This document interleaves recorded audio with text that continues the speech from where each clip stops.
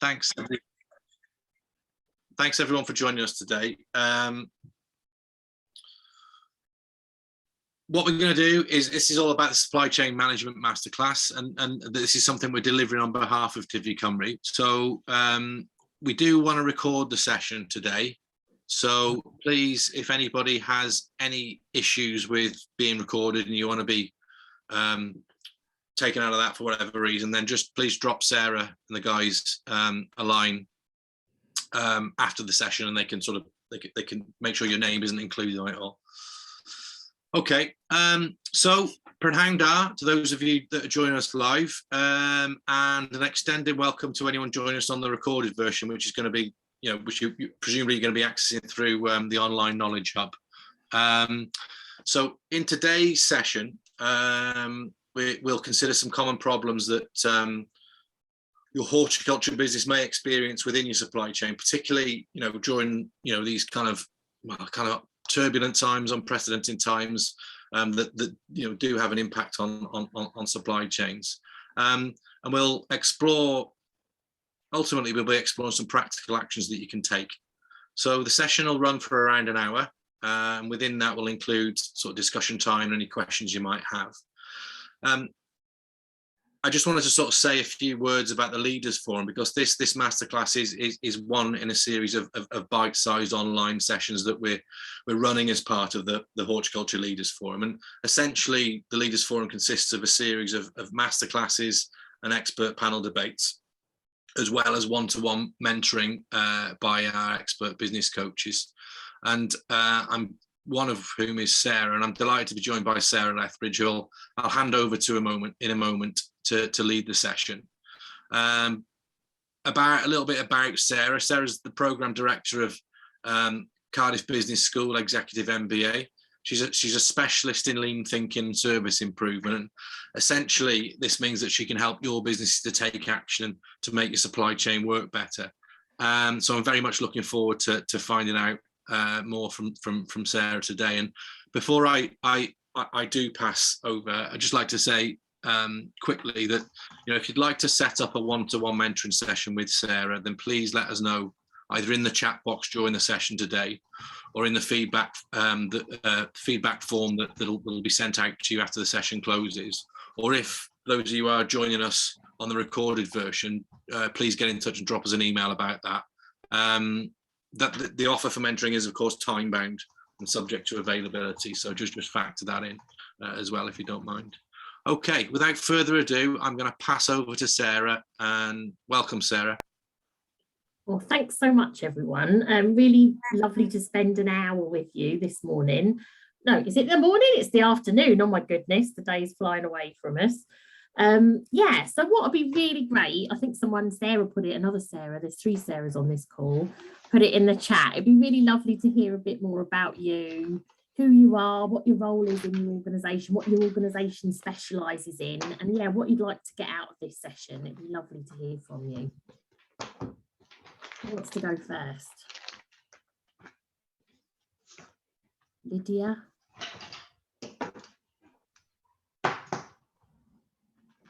Are we speaking or writing in the chat? Yeah, yeah, you can speak if you'd like. Yeah, just who you are and what you want to get out of today. Okay, yeah, hi, nice to meet you. I'm PhD researcher at Cardiff University looking at horticultural systems in Wales.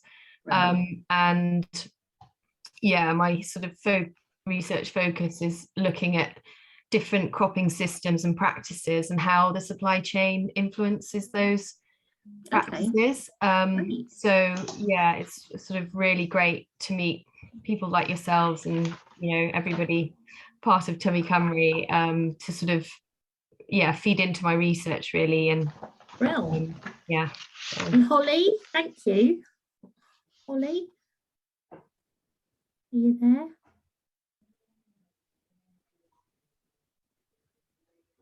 Holly, are you with us? Oh, there she is. Oh yeah. Sorry, I was just trying to get a better signal. Oh no, bless you, no worries. Yeah. I'm Holly. I run a woodland and agroforestry business with my partner, and as part of the agroforestry I grow herbs, and I did a trial year last year growing herbs on a community area, and I'm hoping to scale that up this year and next year into full growing capacity on our own land. So I'm in the process of selling to different people locally, different organizations, so straight to shops, and then also to bigger suppliers who then supply to herbalists. So I guess from this I'm just hoping to understand the ways in which I can manage my supply chain and the ways in which I can make it work for me. Okay, great.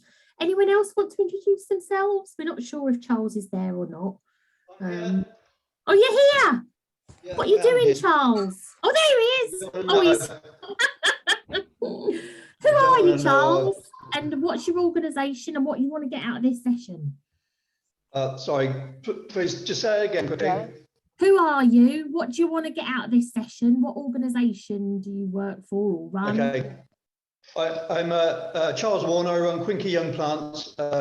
We're a wholesale producer of herbs and alpines, delivering to garden centres throughout Wales. That's what we do. What can I get from the session? I don't know. I'm just interested, really, as much as anything, in finding out what issues other people have had. I've got a set of issues which I'm dealing with. Really, I don't think there's much more that I can do, but I'm just kind of interested in what other people are. We'll hopefully sort of have opportunities to share, other people's supply chain frustrations, because, as Ian said, I am coming at this from a lean lens. So I'll talk a bit about what lean is and how supply chain management fits as a huge part of that. And then a lot of the supply chain solutions are actually applying lean to how you manage different conversations and different relationships within your organisation. So good to meet you.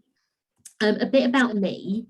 I joined the business school in 2005 as a senior researcher looking at lean. It's a manufacturing method and how to apply it into different service contexts. Okay, so I spent some time in hospitals. And then I just was like sick of all the ill people. So I just ran for offices then. So I mainly did a lot of work in offices. But part of my learning was shadowing different researchers. And I do remember going up to some farms. We were looking at the red meat value chain, the dairy value chain, and also a horticulture value chain as part of my shadowing of other people's sort of lean practice. So I've got a little bit of experience of mapping some of those value streams, and you've got to forgive me, guys, and please just chip in at any point if there's something that you don't understand, because I'm so immersed in like the business language of improvement. Sometimes I use sort of jargony terms like value stream, but what I mean is process, okay? Just how you make work happen across different stages. So if I slip into that kind of, what is she going on about? Just please interrupt me and say, Sarah, what does that mean? Because I have got this language of improvement in my head and it sort of ekes out at various points. I didn't then, once I sort of thought, okay, I know what lean is, I started working with people like my own university, which was very illuminating, because it's one thing when you're a consultant going out and about helping other people, and usually they're all ears and they're really excited about what you've got to say. Very different when you're a member of staff trying to improve your own organisation. They're not that much of a fan, guys. They just let you, they're not that impressed by you, and they've got a million other things to do. So it's quite a different scenario trying to encourage improvement within my own organisation. I learned a lot there. What I also learned when I moved to my next assignments, which was Nestle. So I worked with Nestle for 2 years on their global lean learning program. And of course, they're like the world's biggest food and drink manufacturer. So much money, They brought loads of different experts. I learned loads from all the people that they brought as part of that project. But again, because a big part of their end-to-end process or their end-to-end value stream is the growing part, growing cocoa, growing coffee beans, they'd actually do a lot of supply chain integration work whereby, you know, they were sharing their expertise with the people that supplied them the food products. Why would they do that? Why would Nestle share their sort of operational excellence or their supply chain knowledge with other people that supplied to them? What's in it for them? Any hands up? Why would they do that?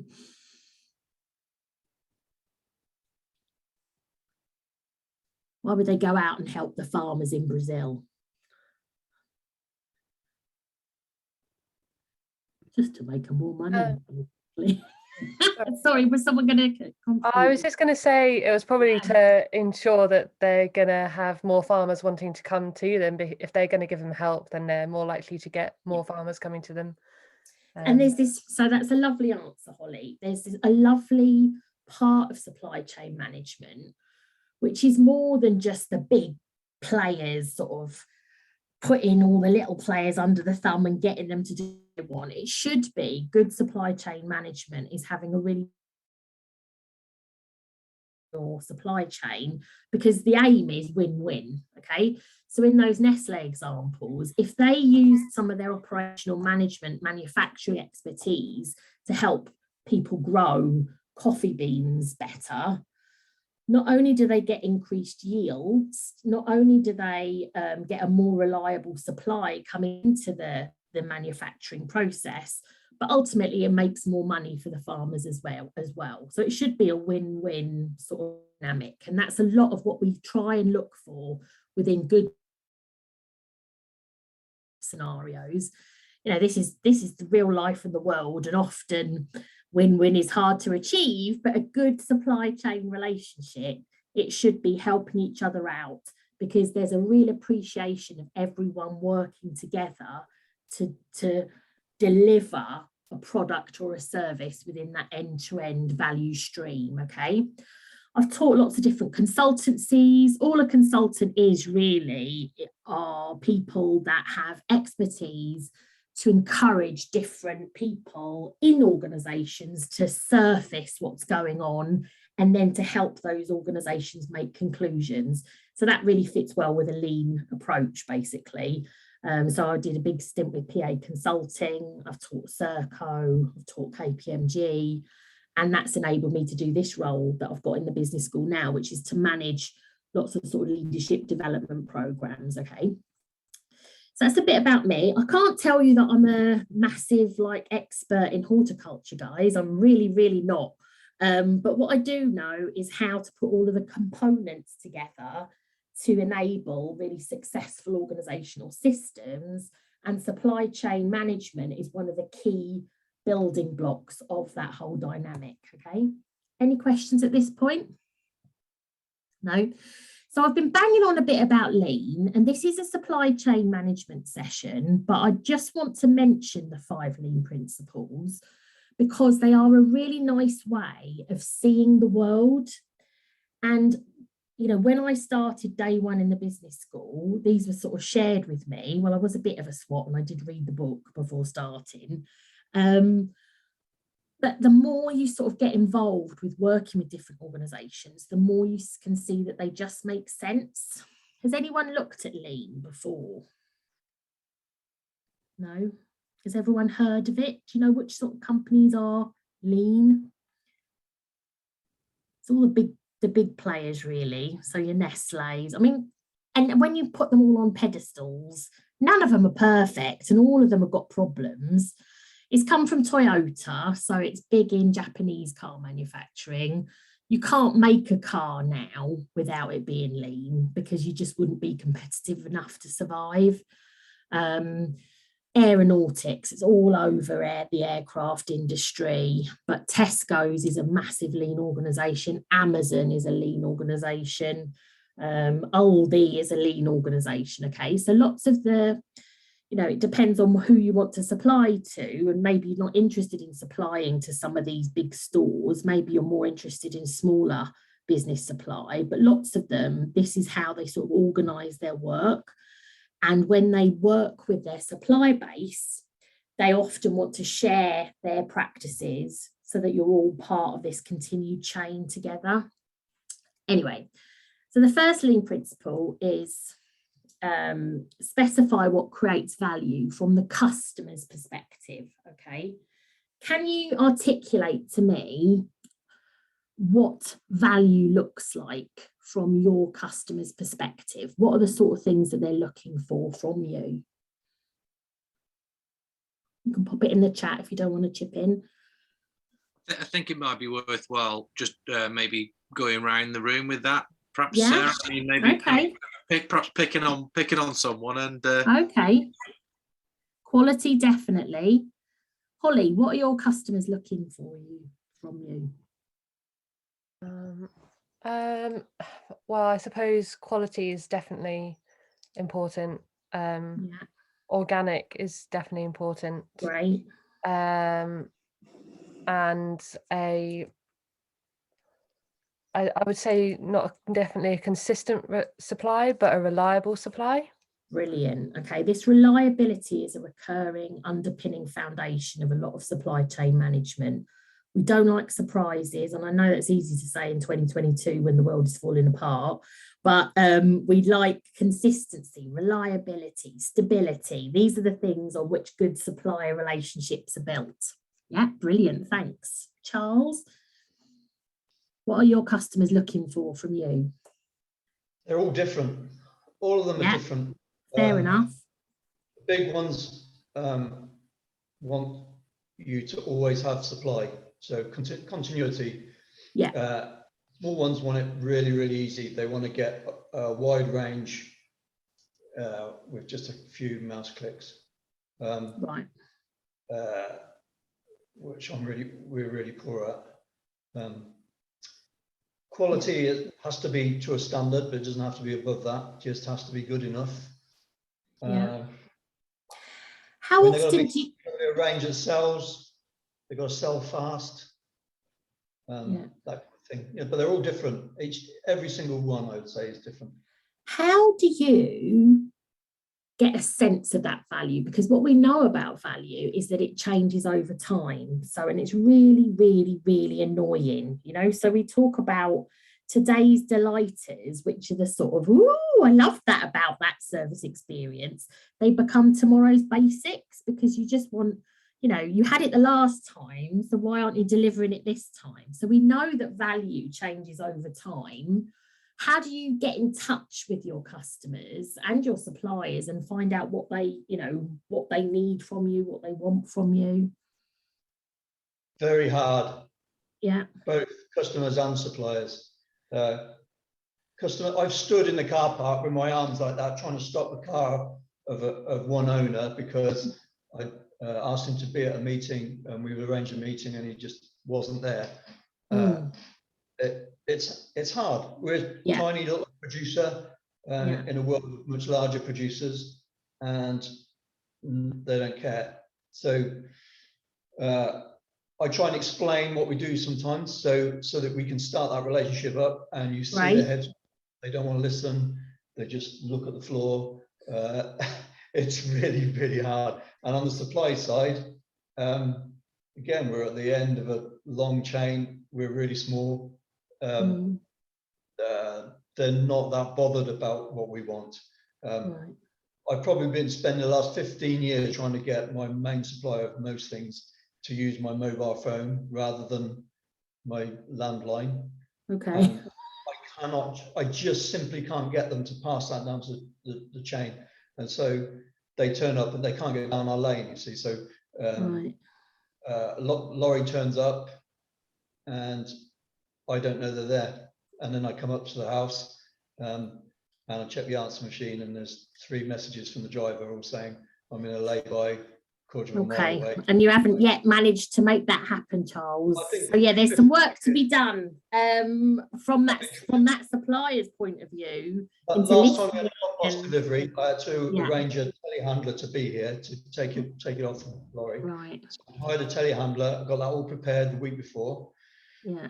Everything was ready to come. I'd never driven a telehandler in my life. I hadn't even sat inside one, so I had to teach myself to drive it in the morning. Yeah, that's not part of the lean principles. Everything was focused towards this delivery coming. I'd had 3 emails confirming that he'd passed my number on to the driver. By 3 o'clock, I'd not heard from them. So I called again. They tried to phone the driver. The driver wasn't answering. It came the wrong way down, tried to get into our lane the wrong way, knocked down a neighbour's. Charles, this was a bleak day. This was a bleak day, Charles. It's typical. It's only an example of what happens. So I know, but that's like, and what we do within this first lean principle is really interrogate and try and understand these relationship dynamics. Okay, so hold that thought, because what we need to do within our improvement work is to understand where there are frustrations, where there are problems, and then this whole methodology is surfacing them and then doing something about them. Because you're right, there's so many different steps across this value stream.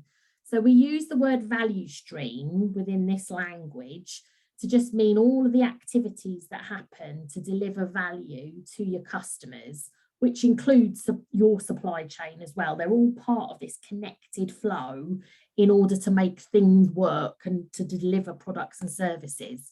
And we use the word stream because we want those streams to flow without detours, without blockages.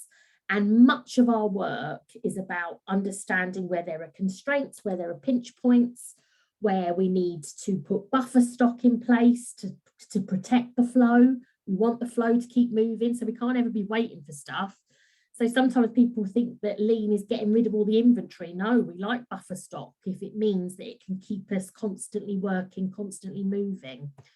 Then at the rate the customer wants it. So this is where a lot of our work in supply chain management is to get everything moving to the beat, to the drum beat of how we need to deliver our products and services. So this is why, in a sort of supermarket sense, they're obsessed with, they can't really tell if people are on the rob in their short stores. So, partly they're losing money when people are shoplifting, but also they're losing visibility of what's stock they've got in their shops, because they really drive everything from electronic point of sale data. So they can tell everything that's been bought in a shop. They modify the stock ranges. So a Tesco in Knightsbridge will have a very different stock range from a Tesco in a poorer part of the world. And then they monitor what's been bought, and then their whole supply chain is about replenishing what somebody has bought. So a huge amount of good supply chain management is visibility of data. How well do we think we've got visibility of the data or the quantities or the demand within your different businesses? Do you feel like you're very reactive, or do you feel like you're more, you can sense the wave of demand picking up over a certain month and then dropping off, and you're prepared for that demand profile? Yeah, and in this business, that's what all you do. That is how it operates. There is no other way that operates. And so in my business, I have 4 months really, and so you prepare all year to be ready for those 4 months. And so the seasonality is really, really important. Within that season, it's obviously a bit more chaotic. And again, it varies with the size and sophistication of the supplier. So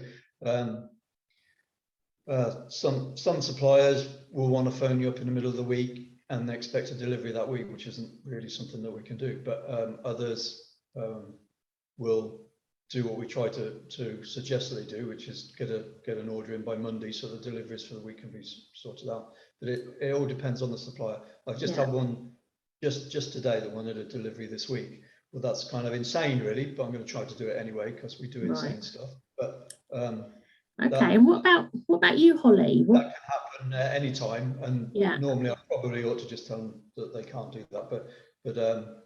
But can you, are you understanding that in this month we'll usually get 2 of these last minute requests? Because that's, if that always happens, then that's part of a predictable demand pattern, you see. It's much more chaotic than that. It's much more chaotic than that. The guy was having a day off when I sent the email at the beginning of the week, so right. that can happen anytime. It's much more chaotic than that.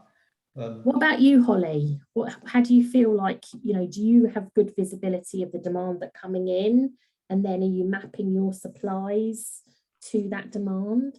To be honest with you, because I've only done a trial season, I don't really know how much I can say on this, but I am looking at making an arrangement with someone that I'm supplying where they order pre-season for the herbs that they want. Great. And the amounts that they want, and then that's what I deliver on. Great. So that's the way I'm looking to go with it, because I think it'd just be easier. I obviously with herbs I'm only really harvesting once a year, so it's more sort of supplying them when I can. So I think it makes sense for me to have them want it before I grow it.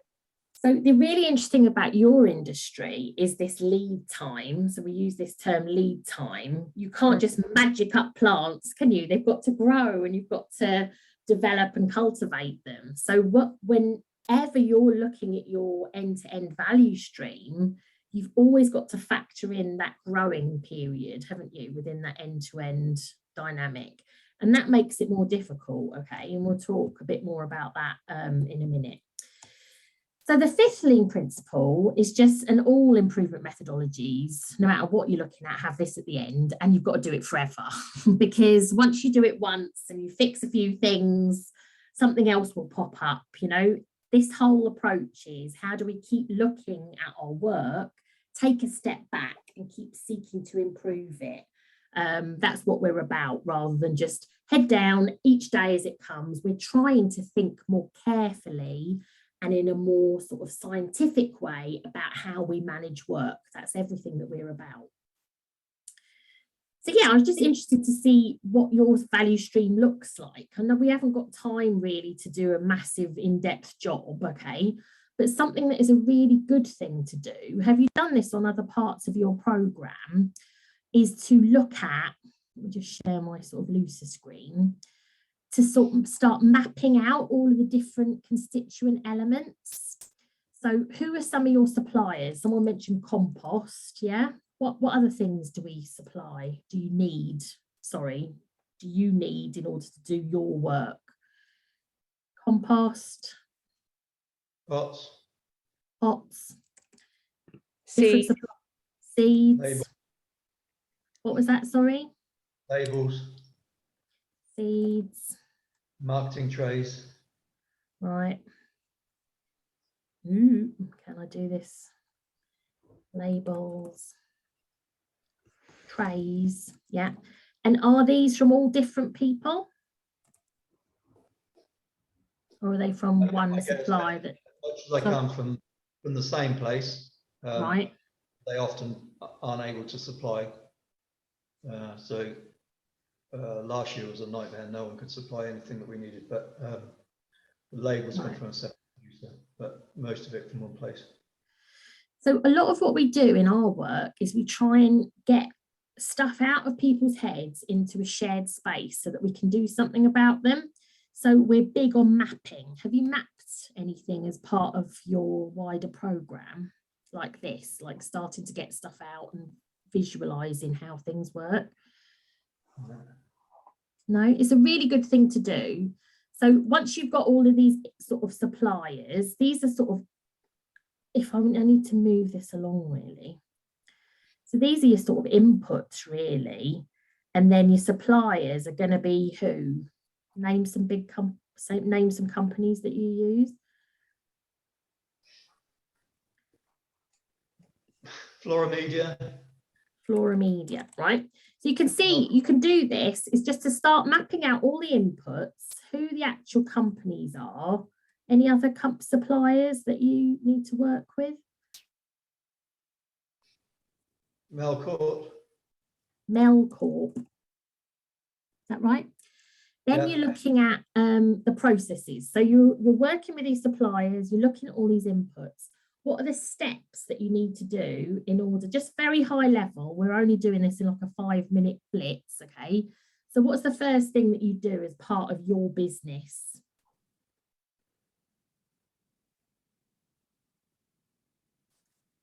Plough or get the soil ready?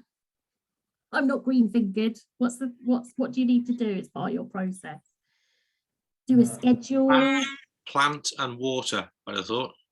Plant and water. Okay, so we've got plant. Don't you have to get the soil ready? Soil ready. Plant. Yeah. Water. Okay, so then you've got your process. Okay, so let's get rid of some of these. We're just doing this very quickly, just so that I can show you how this works. Okay, what are some of your outputs?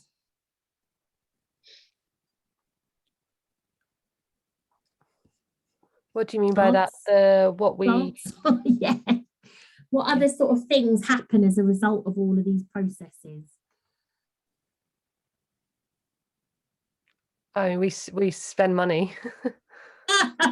Yeah, I bet you do. So that's an input. Yeah, cash. Okay. Yeah. So what comes out? The plants. Yeah. Yeah. What else comes out? Is there waste of any type?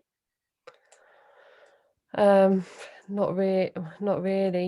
No? We use pots and So you can reuse pots. and then Yeah. And then your customers, who are they? Like the equivalent customers of this end-to-end stream? Who buys from you? Is it individuals? I have some individual buyers, some individual shops. Yeah, shops.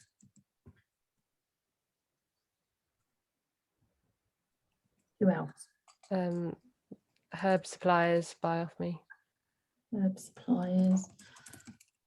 Okay, so what we're doing here, just very, very quickly, and what we'd ask people to do in their businesses is to do this with the members of staff that work there or anybody who's involved, is you're trying to get a big picture of how everything's working and moving.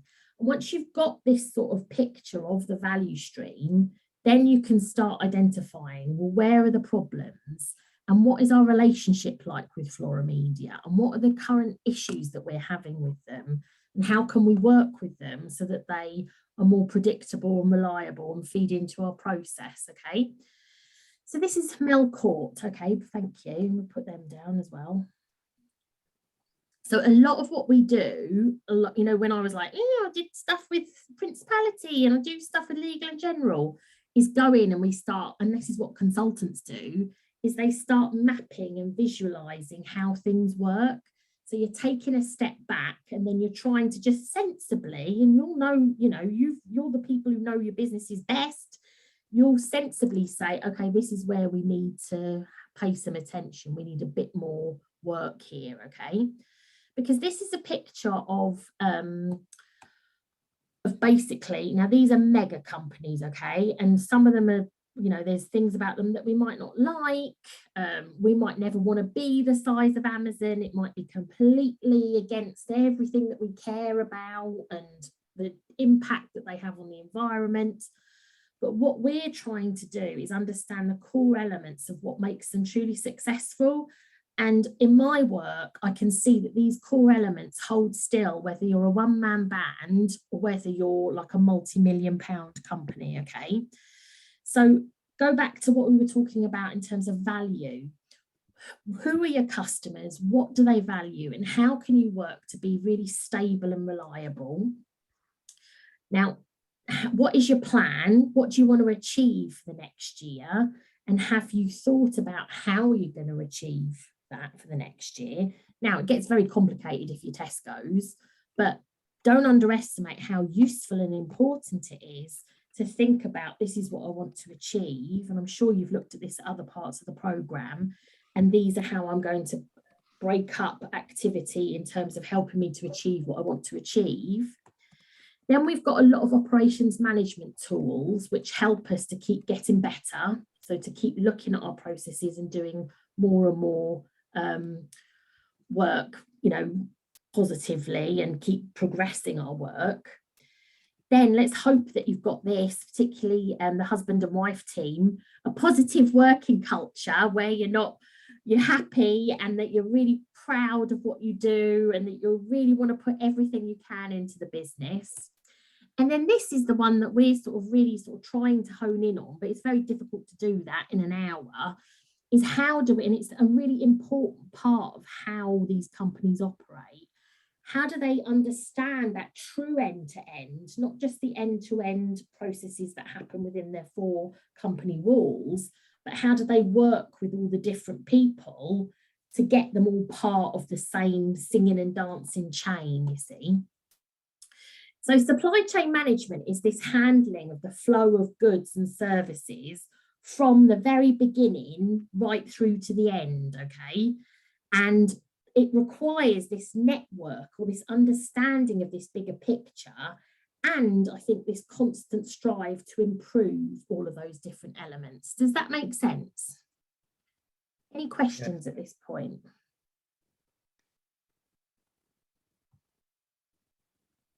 You okay, Lydia? Sorry. Really a question, an observation is that small businesses like ours are, it's really hard to do any of these things. It just really is hard to do any of that. But you can track, you're doing a lot of it already. So you're understanding what is value. You're thinking, how can you, what do I need to do for the forthcoming year? What do I want to achieve? Are you feeling happy, Charles? Are you feeling like you want to give your all to the business? That's your positive culture. When I did that though, so much of that, then the result of that relies so much on, for instance, last year, we went from a lead time of probably 5 days for marketing trays to them just never turning up. So, and as a small company, nobody bothered to tell us that they actually had been produced in the autumn and they weren't producing them anymore. So we would have had to have ordered them in the autumn. That's because we're small and no one cares about our little orders. There's not much I could do about that. It was halfway through the year, and I had to track down the manufacturer, who I don't usually deal with. I deal with a distributor. The distributor said he didn't know that that was the case, but the manufacturer told me that they didn't make them anymore, and I'd been waiting months for them and had nothing to sell my plants in. That was a disaster, and it was caused by not because they didn't have the materials, but because no one felt they needed to explain that to their suppliers, or to small ones anyway. And that happens all the time, constantly, where we're dealing with larger businesses that don't feel any need to communicate with small ones. So, okay, so this is a key part of what we've got, a real research strength in this in the school, which is about trying to get groups of smaller people together to collaborate, to be a cooperative, because there's just power in numbers, isn't there? So, and hopefully that's what this sort of program can help to achieve, is to get to know each other. And it's not Charles asking for it, it's a group of organizations as part of a network coming together and asking for things. So I'd say, I can't pretend that I've got all the answers to your problems, and trust, oh my God, we did a breakfast briefing yesterday, so not yesterday, Tuesday, looking at the cost of living crisis. It's just going to get so much worse, guys, isn't it? Like, they were talking about red diesel doubling in price. Does that affect anybody? They were saying that Ukraine and Russia has got, like, I can't remember the figures, like a frightening amount of grain that they're producing, and like that's all being stopped. So, one of the key findings from that breakfast briefing was that we need to be encouraging national growers, because the food is not going to be there from abroad. So this is your moment, guys. You're going to keep us all going. So, it was clear that there's going to need to be some national interventions for really developing our farming community and giving them all the help they can get, because it's going to be tough in the next forthcoming years. So Charles, I'm not, you know, it's tough. I haven't got all the answers, but things like cooperatives can really help. Things like, and it's the boring side of management really, but oh my God, is it powerful? How good are you, Charles, at like calendar diary, in, you know, diarising, touch base with the suppliers in the beginning of January, touch base with them in February. Are you good at forward planning and sort of parking time and space to keep the conversation happening? Holly, what about you? Lydia? I guess again for me, I'm still in the first year of really setting up, so I haven't really had to do that.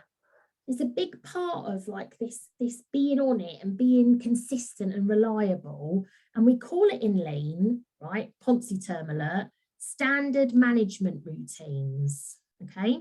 Now, what I'd suspect, and I haven't done any research in this, because your industry is so sort of guarded by nature, and you have to move with the seasons, there might be like some really different practices at different parts of the year, because that's what your products really demand. But what we like in our world is reliable time set aside to do reflective activity.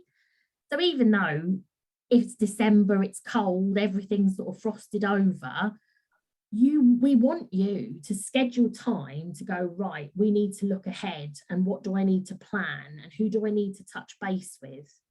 So what we're trying to do is get a consistent time and space to do business activity on top of your cycle of nature and growing that happens throughout the year. Does that make sense? Tyfu Cymru, is that the sort of thing that's part of the other programs? How do we we've got the huge task that is growing, but then there's the layer of the business activity on top of that growing. Have you talked about this on other parts of the program? Yeah, 100%. That's great. I mean, this is, it's funny, isn't it? Because in some ways, it's challenging for any small business to sort of think kind of away from the day-to-day stuff. Yeah.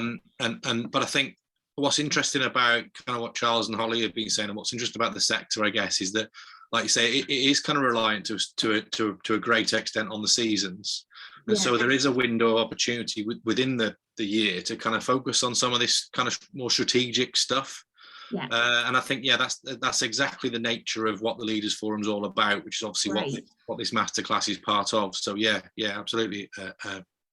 And even though, you know, I'm going, Amazon, Tesco's, you know, I've worked with lots of different SMEs, and it's the same sort of advantage that Tesco's gets from well-organised meetings and dedicating 1 hour each week to reflect what happened last week, you know, what can we learn bringing forward for next week. So, you know, you can wholly apply some of these concepts to smaller enterprises, because if you have got growth aspirations, you might not have growth aspirations. You might be perfectly happy the way you are. But we've got this Help to Grow program as part of the business school, working with SMEs of 5 people. They want to grow. A key part of that is protecting what's special about you now and understanding how you currently do things now, so that when you take on new members of staff, when you expand, you protect what's special. And so that takes this visibility of how you work. That takes dedicated time and space to do the reflective activity. Holly, you're in your first year, but please collect the data in that first year. And when it comes to year 2, have a look at that data, really understand week to week, you know, or that was a problem week for us. Why was it a problem week? This is all part of supply chain management, which is applying science or thinking to the act of operating and doing work. Okay. So here's some of the things that we worry about within supply chain management. Planning, so whether you're going to make something yourself. Charles, did it ever get to the point where you were like, I'm going to have to make these trays myself? Get out in the shed, or was that just not an option? or whether you're going to buy. So that's a big part of our decision-making process, where we source things from. I don't know, maybe you've got like, you know, it sounds like you've got some relationships with suppliers that have happened over a long period of time. Is it time to try and find someone new? Is there someone new out there that could help you? I've talked about this before, you know, really thinking about your demand profiles and how much stock you'll need to satisfy those demand profiles. If you've got visibility over orders for the forthcoming year, you should be able to rationalise then how much of each input you'll require. Definitely we're thinking about production in the sense of growing, aren't we? So are we growing the right amount of things that we need to be able to then sell to our customers? What about warehouse and transportation, which is a key part of supply chain management? Is that a big issue for anybody? Or do you not have to worry about that as part of your value streams? It's something I'll definitely have to worry about in the future as I up my scale. It's something I'm sort of leaning on who I'm supplying to as to what they usually do, rather than but I mostly only supply locally, just to sort of take the pressure off on that area. Because really, you know, good supply chain management, as you grow, as you get bigger, you'll have to think about it more and more, because there's a huge issue for Nestle, okay? So mammoth company, freshness was so important to them. And that's where it becomes difficult with living, breathing things, isn't it? Is that they can die.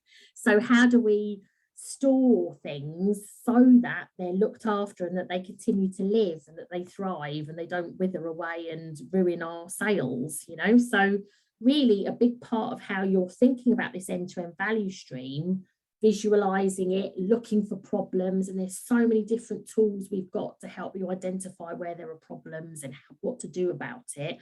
You'll need to think about that very end piece, particularly if you're growing peaks of demand, to then store it, to then sell it at a more sort of progressed rate, you know. And what we know about, you know, all this terrible COVID and all the stuff that's happening at the moment is freshness is a bit going out the window within our supply chains.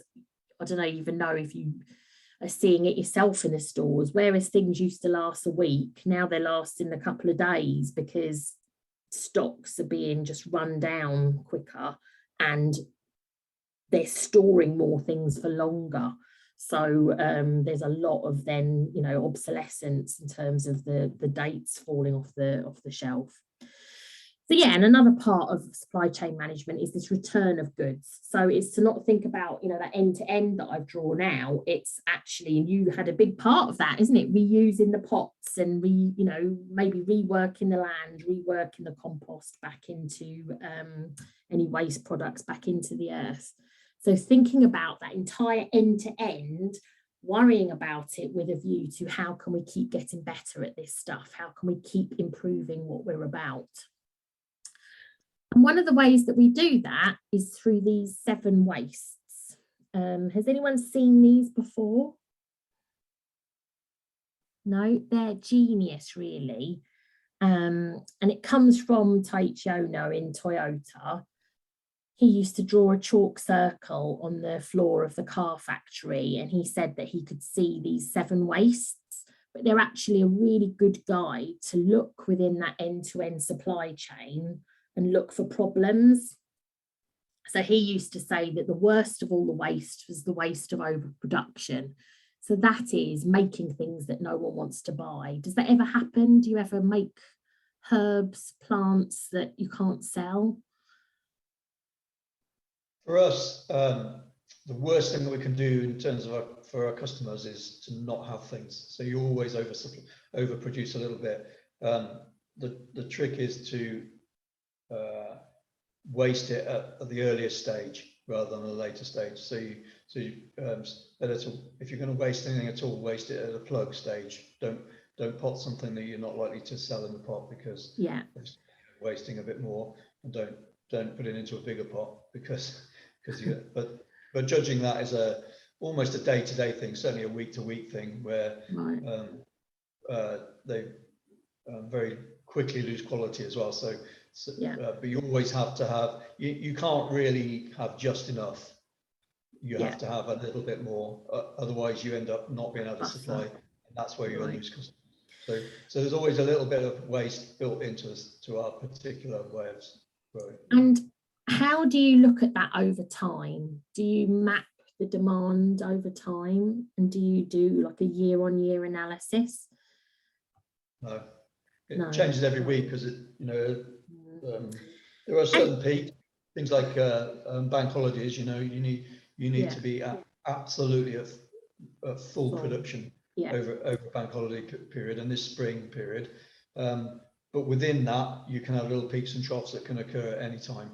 Yeah. So you can have a cooler spring and it will happen a bit later, or a deluge in May, and that'll affect it. That you can't control the weather, can you? Which has a big effect on your production. But I'd say the lean answer to that statement is there'll be more predictability in it than you think, and you even articulated some in that bank holidays will always be you'll have a surge. So really what we're about is looking at that forward calendar, thinking bank holiday there, track back. Where am I going to need to start? And I'm sure you're doing this, and I'm not trying to say that no one's improving and doing amazing things all over the place. Of course you all are. But what I'm trying to suggest is, can you develop a system? Like, rather than it's all in my head, can we start operationalizing and thinking, dedicating time and space to do these sort of reflective activities? Because we don't like too much inventory. That's one of our wastes. That's not to say that we don't like inventory. We do. We like it when there's a buffer, when our customers need, it's what I was talking about earlier.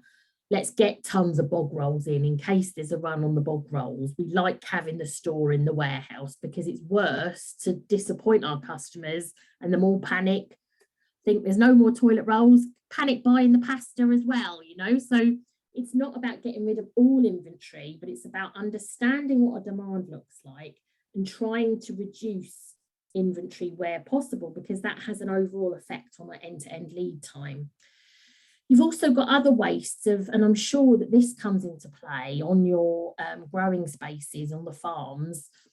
Like, we try and minimise transportation around the farms or around the operations, and supermarkets put massive amounts of energy into reducing transportation as people are picking and as people are replenishing in the supermarket. Sometimes they increase the transportation by more little and often deliveries, because they want to reduce the amount of inventory in the stores, but they also want to increase the amount of operating time to do value-added work.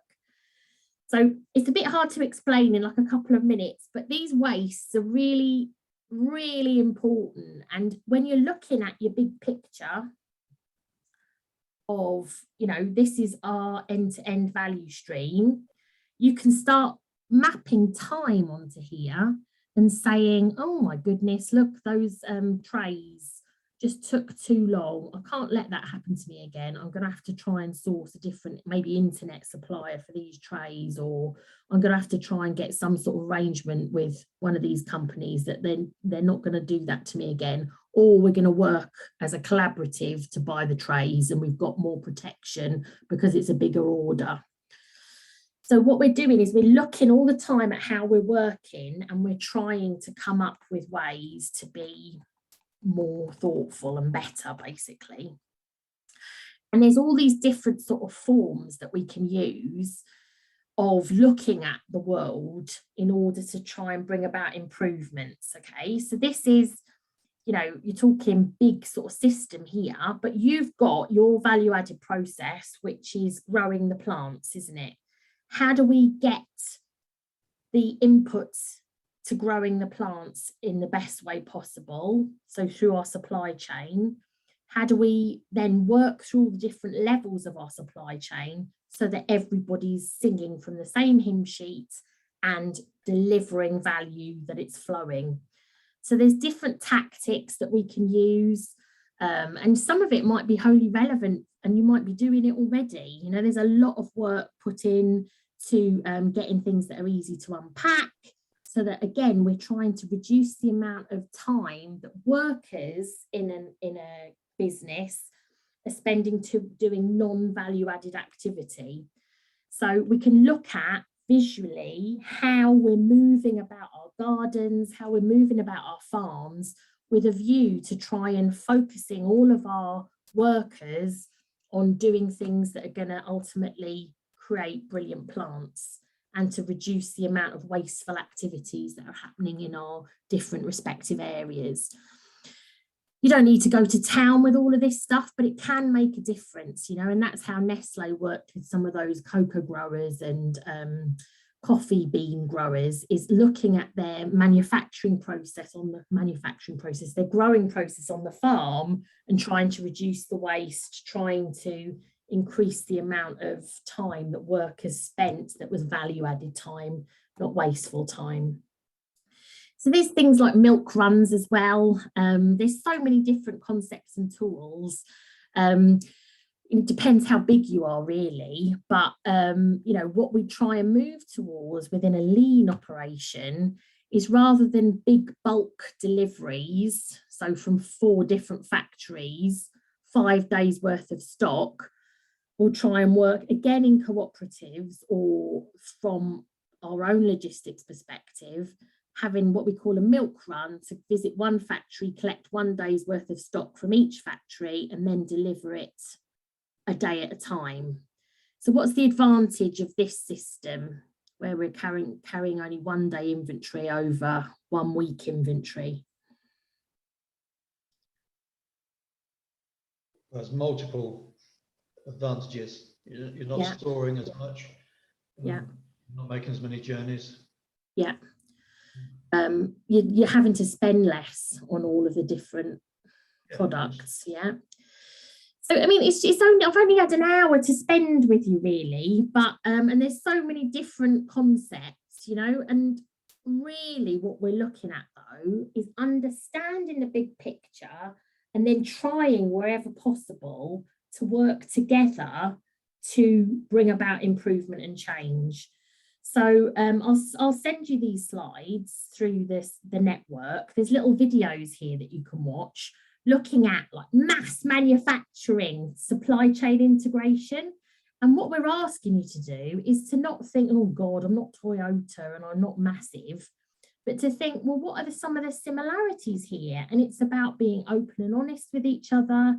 It's about being really signing up to long-term agreements so that we're in this together, because we know that some of the really great profit sharing arrangements lead to all sorts of success. You know, it's about solving each other's problems, visibility of data, trying to understand that we're all connected as part of this chain. So this is just a map, and you won't, you know, have a look at this in your own time. But these are some of the tactics that we put in place to try and bring about this end-to-end lead time reduction. You're limited in that there's only so much you could do to speed up the growth of a plant, but that is your sort of constraint end-to-end lead time. But what you could also look at is, how do we speed up the processes before that and post that? Really critical for you is going to be understanding your demand pattern and then aligning production to better meet demand so that you can consistently and reliably deliver to your customers.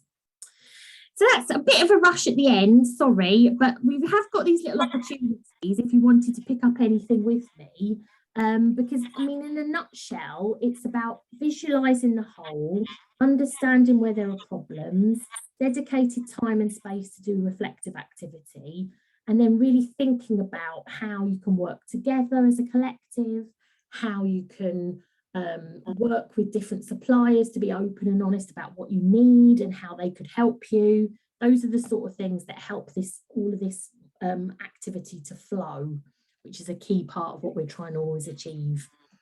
So thank you.